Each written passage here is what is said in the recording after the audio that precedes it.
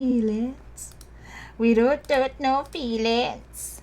Let me let Ollie listen to what it is I actually said now, right?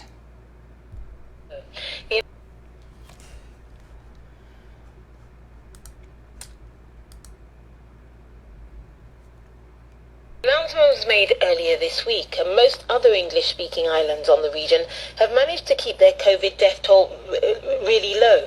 So to find out what's behind the spiking cases and deaths in this oil-exploiting state, I caught up with Trinidadian vlogger Rhoda Bharath-A. This would be our second wave, and it would have come on the heels of having been very good for a fairly decent stretch of time, and then becoming very fatigued, dropping your guard, then things picking up to the point where we are at, a little over 600 deaths now, and people stopped practicing mask wearing and social distancing in the way they ought to have been mask wearing and social distancing. What do you think has contributed to it? There was a murder that took place late in January.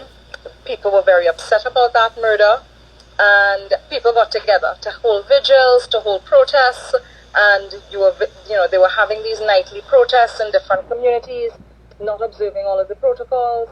Then Easter time would have come around, and we would have had it's a long weekend holiday for us. Then people who were holding private parties, we still had a lot of private events taking place. So it would have been a series of events that would have led to super spreading. All you hear me call anybody name inside there yet? I talked about a series of events that would have led to super spreading.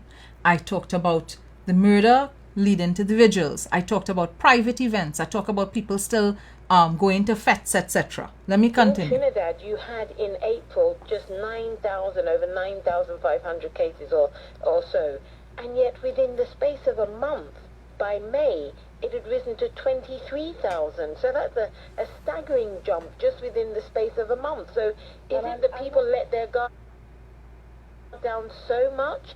March is when you started to see the numbers increasing.